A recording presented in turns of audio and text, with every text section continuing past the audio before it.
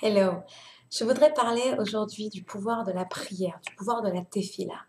Qu'est-ce que la tefila? Qu'est-ce que la prière? La prière, c'est la fondation du juif, c'est un cri de l'âme. On dit que Dieu a créé le monde avec la parole. Il n'a pas créé le monde avec des wouli-woula, de la magie. Il a créé le monde avec des mots. Et quand Kadosh Baruch Hu a créé le monde avec ces mots, avec cette parole, on dit que Hachem, il a formé l'homme en insufflant un souffle de vie. Et on dit que ce souffle de vie que Dieu il a mis à l'intérieur du corps humain, c'est l'âme. Donc quand quelqu'un il respire, quand quelqu'un rien qu'il prend une respiration, quand quelqu'un il parle, il fait travailler cette âme-là. C'est l'âme de Dieu qui s'exprime. Il est vivant. La personne, elle vit, elle respire de l'intérieur de son être. Cette âme-là, qui est une partie de Dieu, elle veut toujours retourner vers Akadosh Baruch Hu. Elle veut toujours se reconnecter à son Créateur. Imaginez comme si vous preniez une petite flamme et une grande flamme. Les deux flammes, elles vont toujours vouloir se connecter, vouloir se remettre ensemble. C'est la même idée, la petite flamme et la grande flamme.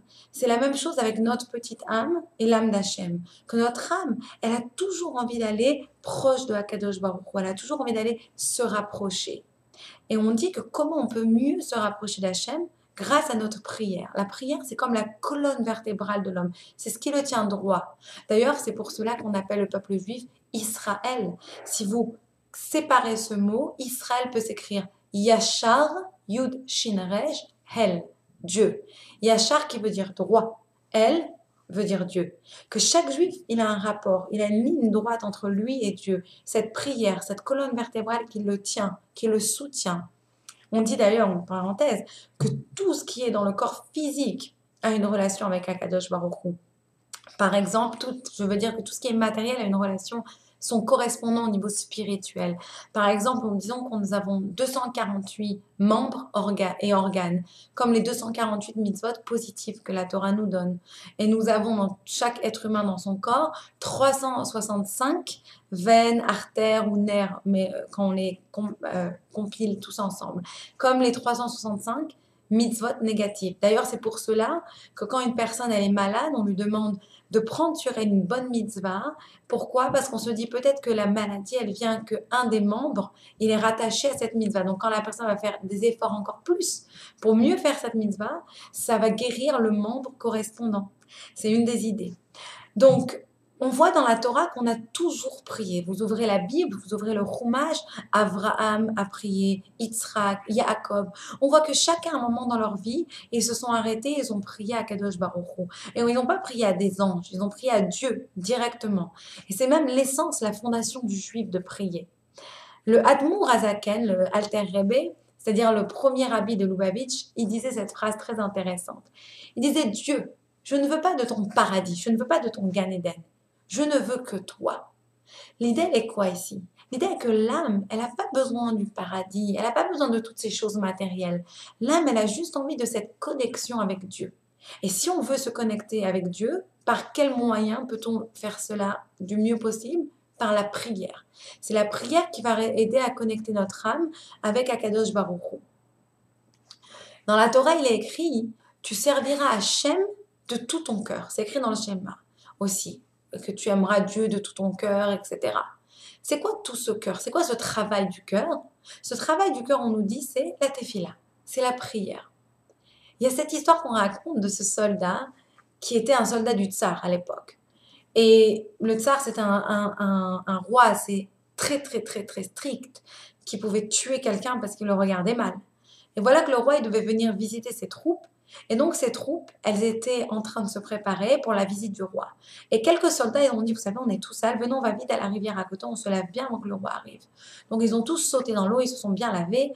D'un seul coup, ils entendent les corps, les trompettes qui annoncent la venue du tsar. Tout le monde commence à se dépêcher, à s'habiller, à courir, à se mettre droit parce qu'il y avait un petit bouton qui dépassait, la personne pouvait mourir. Et ce soldat-là, il cherche partout ses habits, impossible de les retrouver. Il cherche ses bottes, walou. Impossible de retrouver les habits, les bottes, rien du tout. Il ne pouvait rien retrouver, il ne savait plus quoi faire. Il devenait comme un fou, il allait dire ça, je vais tuer, je vais tuer, je vais tuer. Il ne sait pas quoi faire, il dit qu'est-ce qui est mieux? Je reste dans l'eau et je manque à l'appel et là je suis mort pour sûr, ou je vais tout nu dans le rang. Il a décidé d'aller tout nu dans le rang. Il est arrivé tout nu, à poil, comme ça, dans le rang. Et voilà que le tsar, il passe toutes ses troupes en revue. Il arrive devant ce soldat et le tsar, il ne sait pas quoi faire. Le soldat, il est tout nu devant lui. Il lui dit, mais soldat, c'est quoi ça? Il lui dit, tsar, ce ne sont pas mes habits, ce ne sont pas mes médailles qui vous servent, mais c'est moi qui vous sers. Et donc le tsar, il ne savait plus quoi dire et bien sûr, il lui a pardonné. On dit que c'est la même chose. Quand on prie à Kadosh Baruch Hu, c'est ce que le rabbi voulait dire quand il disait « Je ne sais pas ton Gan Eden, c'est toi Dieu que je veux ». C'est la même chose quand on prie à Dieu, c'est notre essence qui se connecte à Dieu.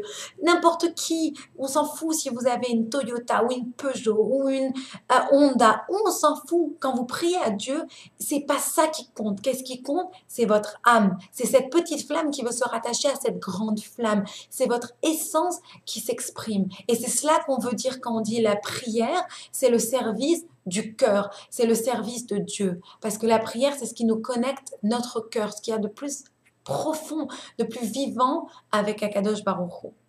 D'ailleurs, d'après tous les rabbins, la tefila, l'idée de prière, c'est un commandement de la Torah. D'après le Rambam, l'idée même de prier 3 fois par jour dans un texte spécial, même pour lui, c'est une idée de la Torah. Les autres rabbins vont plutôt discuter, vont dire non, Dieu veut juste qu'on lui prie, il ne dit pas combien de fois, il ne dit pas comment. Mais tout le monde est d'accord que prier est une obligation du juif. Et j'irai même plus loin, hein, prier est actuellement une obligation même d'une personne qui n'est pas juive. Dans les 7 lois noachites, dans les 7 lois de Noach, on dit qu'un non-juif aussi, il est obligé de croire en un seul Dieu. Et on dit qu'une manière de croire en Dieu est de prier à Dieu. Donc en priant, on croit aussi en Dieu. On voit ici que la prière, c'est essentiel. Et cette expression d'ailleurs en français qui dit « il ne me reste que la prière ». Quand on n'a plus rien d'autre, il ne reste que la prière. On raconte l'histoire de Bigfoot. Bigfoot en anglais, ça veut dire le grand pied. Il y avait cet homme qui était athée et qui ne voulait pas du tout croire en Dieu ni en quoi que ce soit. Et cet homme-là, il arrive un jour dans une forêt, devait traverser une forêt et il rentre dans la forêt. Voilà qu'il voit ce grand géant, ce Bigfoot devant lui. 14 mètres de haut, 15 mètres de large, encore plus gros que la fille de Mémé Fortuné de Elikaku. Énorme comme ça. Le mec, il sait pas quoi faire, il tremble, il dit Dieu, aide-moi. Alors il y a une voix qui sort du ciel qui disait « Je croyais que tu croyais pas en moi. » Il dit « Non, mais ça c'était avant que je voie Bigfoot. » L'idée, elle est là. L'idée, elle est quoi? Que malheureusement, des fois, au lieu de prier Dieu juste de manière calme, on attend d'être devant un challenge, devant une épreuve, devant une difficulté. Et les Chachamim, ils nous ont dit que ce qu'il faut retenir, c'est qu'une personne, c'est écrit dans le Talmud d'ailleurs, une personne, elle devrait toujours prier avant d'avoir la difficulté. Dieu, des fois, il nous envoie la difficulté juste parce qu'il a envie de nos prières. Alors, évitons les difficultés, prions avant d'avoir la difficulté qui vient. Et sachez que Dieu, il accepte la prière de tout le monde. On s'en fout si vous êtes grand, petit, un sadique, un rachat, un mécréant ou un grand saint. Dieu, il accepte la prière de tout le monde. C'est pas parce que vous avez fauté que vous n'avez pas le droit de prier à Dieu. Même ceux qui ont fauté, ils ont le droit de prier à Dieu et ils seront exaucés. Maintenant, j'aimerais revenir sur l'idée de la prière. C'est quoi prier? Que veut dire prier? La prière, c'est bien sûr demander quelque chose à Dieu, mais c'est aussi remercier Dieu. C'est aussi lui faire des louanges, lui faire des compliments, le supplier ou se confesser. Demander pardon parce qu'on a mal agi, on a mal parlé, etc. Une petite parenthèse. Cette étude qui est apparue ici en Amérique, dans Duke University, au Columbia University, c'est des grandes universités ici. C'était une étude sur la prière. Ils ont pris 500 personnes à peu près, ils les ont mis malades dans un hôpital et ils ont demandé, sans leur dire, ils ont demandé à des personnes de prier pour 250. Donc pour la moitié de ces patients, on a demandé à des personnes de prier pour 250, la moitié des patients. Ils ont vu à la fin de l'étude que toutes les personnes pour lesquelles on avait prié, elles allaient mieux. Elles avaient un meilleur bulletin de santé que les 250 autres personnes. Et pourtant, elles ne savaient même pas qu'on avait prié pour elles. Alors bon, bien sûr, vous allez me dire, oui, mais je ne sais pas si je crois à ça. Mais en fait, je trouve ça intéressant. Que quoi qu'on dise, même dans le monde non juif, ce n'est pas une idée juive du tout. Mais l'idée de la prière, elle est fortement reconnue. C'est plus tabou de parler de prière. Tout le monde reconnaît le pouvoir de la tefila, le pouvoir de la prière. Et c'est un pouvoir que chacun de nous, nous devons réaliser cela. Nous devons réaliser quel pouvoir on a. Einstein, dans sa théorie de la relativité, il explique que la matière, elle peut être transformée en énergie. Il explique que, par exemple, Si notre corps, qui est matière, on le transformerait en énergie, ça pourrait devenir 1000 bombes atomiques. On pourrait faire exploser le monde. Maintenant, imaginez ça, c'est votre force physique. Imaginez maintenant la même force de votre âme. Une âme qui vient de Dieu, qui est infinie, illimitée. Vous imaginez la force que ça pourrait, la force de votre prière qui vient de cette âme? C'est terrible, c'est de la folie, cette force qu'on a, la force de la tefila. Une question, elle se pose maintenant. Et on me l'a posée très souvent. Pourquoi prier? Est-ce que Dieu a besoin de ma prière? Franchement. Si je mérite, si de toute façon je fais toutes mes mitzvot et je suis une personne qui me comporte bien, etc. Si je mérite, Dieu il va me donner ce que je dois recevoir de toutes les façons. Alors pourquoi j'ai besoin de prier? Pour me fatiguer à prier. Et si je ne mérite pas? Si de toutes les façons, tout ce que je fais, je ne vais pas mériter ce que je vais recevoir et Dieu il a déjà décidé qu'il ne va pas me donner, etc. De toutes les façons, je ne recevrai rien. Alors pourquoi me fatiguer à prier? C'était l'histoire qu'on raconte de ces deux garçons qui priaient tous les soirs avant d'aller dormir. Ils faisaient Shema Israël. Et aussi, ils demandaient une petite prière à Dieu. Dieu, s'il te plaît, bénis mon papa, donne la santé à ma maman, faites que mon papa il soit gentil avec moi. Toutes ces petites prières-là. Un soir, ils dormaient les deux chez leur grand-mère. Et le petit frère, il fait la prière, il dit Dieu, il fait Shema Israël. Après, il fait la prière, il dit Dieu, Akadosh Baruch Hu, s'il te plaît, donne-moi un vélo! Son frère, il lui dit mais attends, pourquoi tu cries? T'as pas besoin de crier. Dieu, il n'est pas sourd. Il dit non, Dieu, il n'est pas sourd. Mais mamie, elle est sourde. Quelle est l'idée ici? La même chose, la même question. Dieu, il n'est pas sourd. Dieu, il nous entend. Alors, Dieu, il est parfait. Il sait tout ce que l'on veut. Et il n'a pas vraiment besoin de nos compliments. Et est-ce qu'il a vraiment besoin de nos confessions, Dieu? Parce que de toutes les façons, il sait aussi ce qu'on fait. Alors, pourquoi on doit prier? Il faut se réaliser le but du juif dans ce monde. Notre but en tant que juif est de réaliser que c'est Dieu qui dirige ce monde. Je répète, c'est Dieu qui dirige le monde et Dieu nous a mis dans ce monde pour qu'on réalise cela. Il y a un verset très connu dans la Torah qui dit « Vous saurez ce jour-là que Dieu est le Dieu du ciel et de la terre et qu'il n'y a rien d'autre. » Dieu, il veut arriver à ce jour-là parfait où tout le monde saura qu'il n'y a que Dieu et rien d'autre à part Dieu. Et ce terme de savoir, il est très fort dans la Torah, da'at. Qu'est-ce que ça veut dire da'at? Il y a aussi cette expression chez les Lubavitch, chorma, bina, da'at. C'est des degrés de compréhension, on va dire. C'est quoi ça? Des degrés par lesquels l'âme s'exprime. Compréhension de da'at, c'est une idée très, très, très, très, très intéressante. C'est une idée de comprendre par expérience. Ça vous est déjà tous arrivé de voir un enfant, vous lui dites ne touche pas, c'est chaud, ne touche pas le four. Qu'est-ce qu'il va faire l'enfant? Il va quand même aller mettre sa main et toucher le four. Pourtant, vous venez lui dire que c'était chaud. Pourquoi il est parti toucher le four? L'idée, elle est là quoi? Quand l'enfant il va toucher le four, il va faire « Ouch !» Jusqu'à là, et vous écoutez. Mais là, l'enfant, il va savoir par expérience, il va comprendre, il va s'imprégner de ce savoir-là. C'est ça, da'at, c'est ça, savoir. Dieu, il veut que l'on sache que c'est lui qui dirige le monde. Mais comment on va réussir à s'imprégner de cette idée? En priant. Pour cela, que quand on prie, qu'est-ce qu'on fait? On montre à Hachem que l'on réalise que tout vient de lui. Pourquoi? Parce qu'on est en train de lui demander de nous donner des choses. Donc on sait très bien que si on lui demande, c'est parce que c'est lui qui va nous donner. Donc on réalise que tout vient de qui? De Akadosh Baruch Hu. Donc on remplit notre but dans ce monde. On accomplit notre but dans ce monde. C'est pour ça qu'il faut comprendre que quand on prie, on n'est pas là en train de changer la vie de Dieu. Non. Quand on prie, c'est pour nous rappeler, insister sur cette idée que Dieu, c'est lui qui dirige le monde. Ça nous permet de forger, de renforcer notre relation avec Akadosh Baruch Hu, avec Dieu. Et quand on veut renforcer sa relation avec quelqu'un, ça demande de la consistance. Quand Dieu il voit qu'on l'a compris, qu'est-ce qui se passe? Il nous donne ce qu'on demande. Donc quand Dieu il voit qu'on a compris, il n'y a plus la raison d'être de la prière. Quelle était la raison de ma prière? C'est que je comprenne que Dieu il me donne tout. Mais Dieu il voit que je le prie, donc Dieu il sait que j'ai compris que c'est lui qui donne tout. Donc Dieu il me donne tout ce que j'ai besoin. Je vous ai un peu embrouillé là? Mais c'est très simple. Quand Dieu comprend, quand Dieu voit, qu'on a compris que tout vient de lui, alors Dieu il nous donne tout. C'est pour ça qu'en hébreu, prier, on dit lehit palel. C'est une forme réfléchie. Pourquoi c'est une forme réfléchie?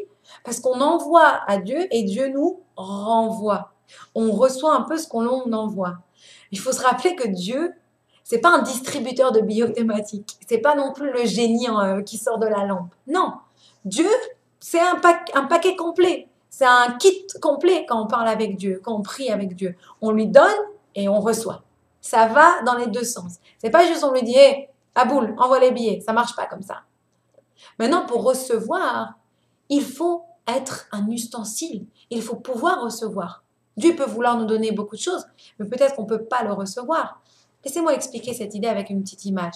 Prenez un verre, mettez-le sous l'évier. Ouvrez l'eau, le verre reçoit l'eau, vous pouvez boire. Prenez le même verre, allez aux chutes du Niagara. Mettez-le sous les chutes du Niagara. Est-ce que vous pouvez boire quoi que ce soit? Non, votre verre, il va partir avec la chute, il va se désintégrer dans l'eau, vous n'allez plus le revoir, le verre. Quelle est la différence? C'est un verre et c'est de l'eau. Pourquoi je peux boire dans mon évier, mais je ne peux pas boire quand je suis dans les chutes du Niagara? Parce que le récipient n'est pas adapté à la source. Quand je demande une bracha, quand je prie, le fait de prier et le fait que la prière, je réalise que tout vient de Dieu, donc j'apprends le respect, j'apprends de qui viennent les choses, j'apprends à remercier, ça me transforme à moi en tant que personne. Je deviens un récipient qui est capable de recevoir la prière. Donc quand je prie, je change mon approche de la vie. Je réfléchis cette image de Dieu, les hitpalel, cette réflexion. Je réfléchis l'image de Dieu.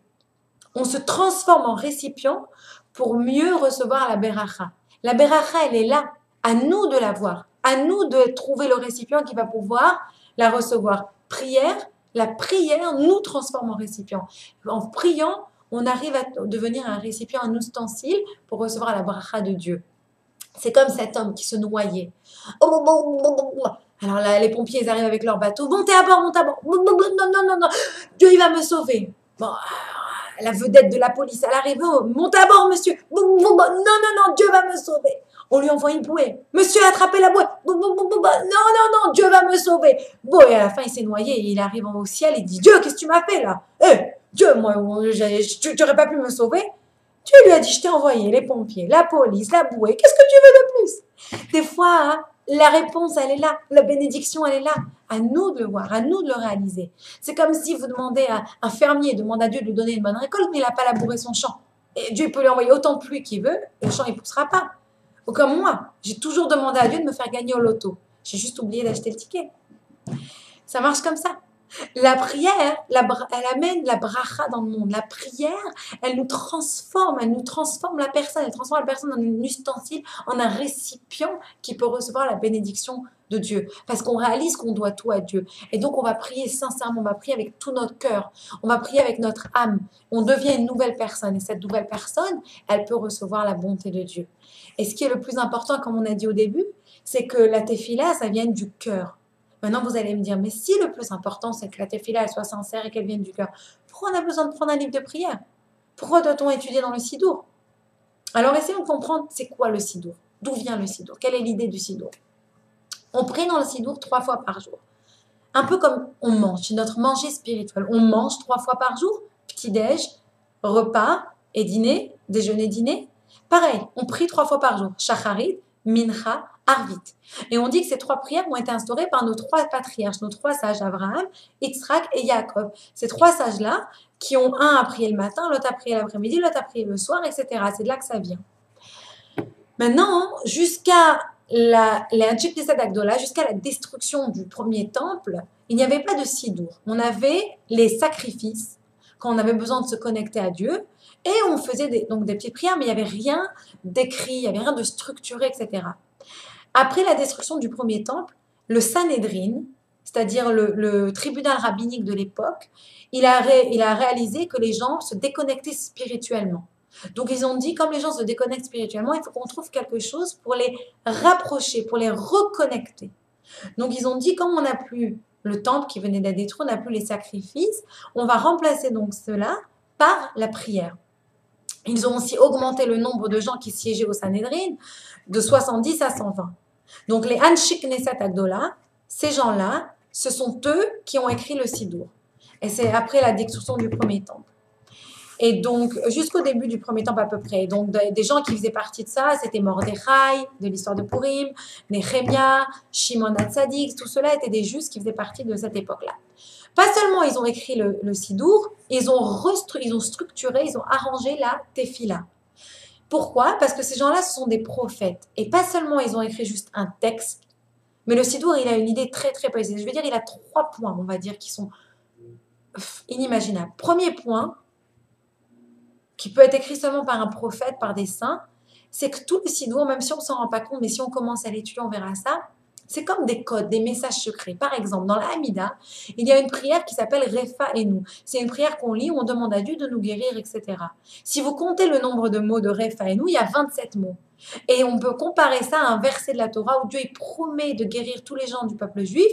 Et ce verset, il a aussi 27 mots. On voit tout que c'est des codes, c'est tout des mots, des comparaisons, des choses qui nous dépassent, qu'il faudra avoir vraiment une grande connaissance pour bien comprendre et comparer. Une deuxième explication du Sidour, c'est qu'aujourd'hui, c'est difficile de savoir ce que l'on veut vraiment. Il y a la pression sociale, il y a tout ce qui est marketing, les pubs. On dit qu'on voit plus de 2000 pubs par jour. C'est très difficile de savoir qu'est-ce qui est vraiment notre idée et qu'est-ce qui est vraiment notre inconscient qui nous dit quoi faire. On ne sait plus vraiment ce qu'on veut. Il y avait ce film qui était sorti il y a des années de ça, qui s'appelait Twilight. Et c'était un homme qui en avait marre. Il adorait lire. Il en avait marre que ses enfants ils le dérangent, sa femme elle le dérange, au travail on le dérange. Il voulait tout le temps être seul. Et on dit qu'une fois il s'est endormi. Quand il s'est réveillé, il y avait une explosion nucléaire qui avait tué le monde. Et cet homme-là, il s'est retrouvé tout seul dans le monde. Alors il était super content parce qu'il s'est dit maintenant je peux lire. Et voilà qu'il a envie de prendre un livre et ses lunettes elles tombent. Il n'arrive plus à retrouver ses lunettes. Et il n'y a plus personne dans le monde pour lui redonner les lunettes. En anglais, on dit « Be careful for what you wish for ». Fais attention à ce que tu demandes. Tu sais jamais est-ce que tu demandes les vraies choses. Les Rachamim, les sages, ils ont écrit le Sidour. Pourquoi?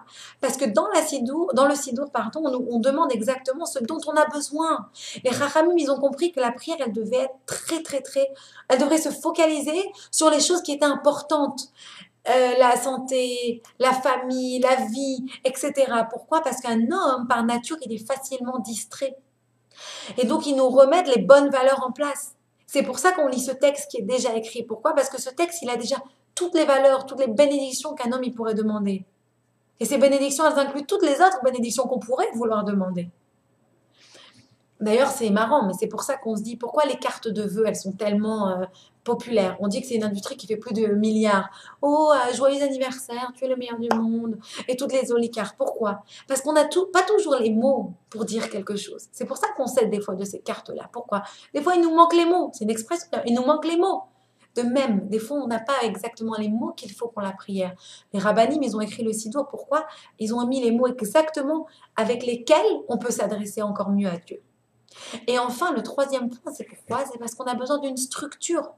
On a besoin d'un point précis. Quand vous voulez avoir une bonne relation avec quelqu'un, ça doit être structuré, ça doit être consistant. C'est pour ça que la prière, elle est consistante tous les jours, 3 fois par jour, avec un texte bien précis.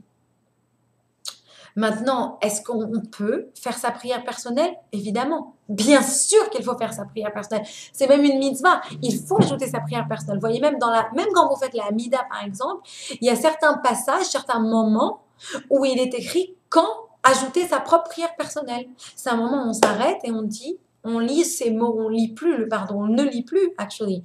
On invente, c'est les mots, qu'est-ce qu'on veut de Dieu. On peut tout demander dans n'importe quelle langue quand on prie à Dieu. Un autre petit mot sur le Sidour. Dans la Kabbalah, on dit que tout dans le monde, il y a un donneur, celui qui donne, et il y a un destinataire, celui qui reçoit. Par exemple, il y a le soleil, c'est lui qui donne, et la lune, elle reçoit.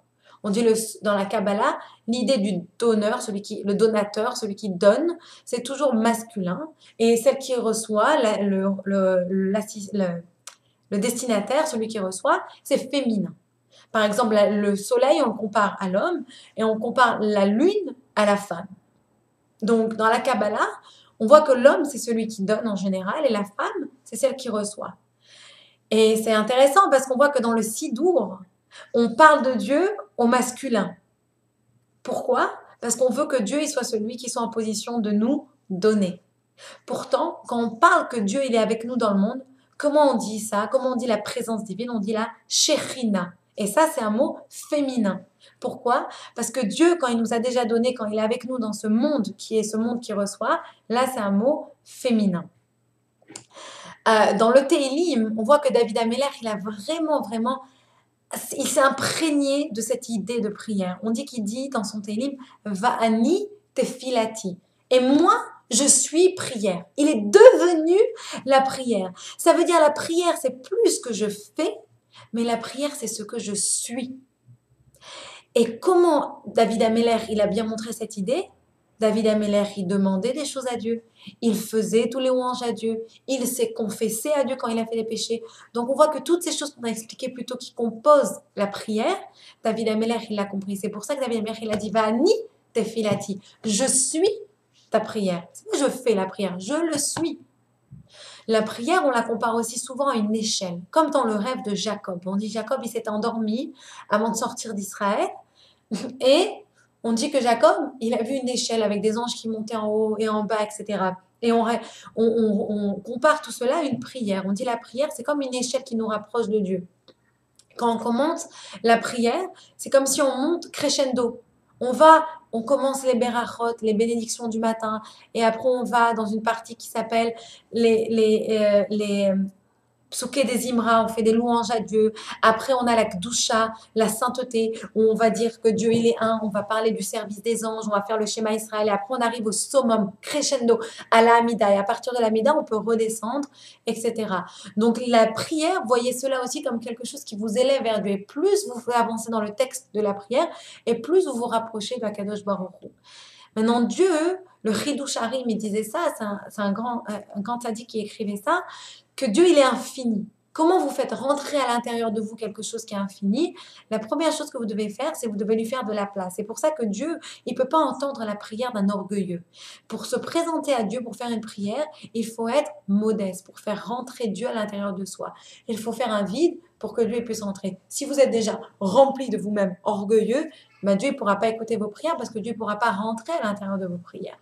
La prière, on voit ici qu'elle nous aide pas seulement à devenir, comme on a dit plus tôt, un récipient, un ustensile, mais elle nous aide à devenir quelqu'un d'humble, de modeste.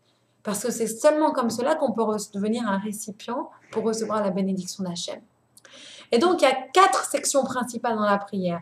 Il y a, quand on lit les sacrifices, après les psuké des Imra, où c'est surtout des télim, on voit que c'est surtout des télim qui parlent comment la nature, elle loue Hachem, elle loue Dieu. Après, on arrive dans la Kedusha, tout ce qui est le schéma, ou quand on dit Kadosh, Kadosh, Kadosh, ou quand on parle des anges, on dit que même les anges, ils s'annulent, et aussi, on dit que les anges louent Dieu, c'est ça qu'on lit à ce moment-là. Et la Hamida, on dit que, comme j'ai expliqué plus tôt, qui est le Saint des Saints, c'est mon face-à-face avec Dieu, c'est mon moment privé avec Dieu, l'Amida. Et c'est comme si on se retrouve devant le Saint des Saints, devant le Kodesh à Kodesh. Et on dit, c'est un peu comme si quand tu avançais dans le temple, à l'époque du temple, on offrait des sacrifices. On a dit que les prières, elles remplacent les sacrifices. Donc, c'est un peu comme si au début, tu avançais dans le monde du temple, après, tu avançais dans la cour du temple, après, tu avançais dans le Kodesh, dans l'endroit qui était un des plus saints du temple, et après, tu avançais au Kodesh à Kodeshim. Quand tu es dans la Hamida, quand au moment le plus important, c'est là que tu es dans le Saint des Saints. Et c'est marrant parce qu'il y a une halakha qui est très intéressante qui dit que tu ne peux pas t'approcher d'une personne de manière. Tu ne peux pas être trop proche d'une personne qui est en train de faire sa Hamida.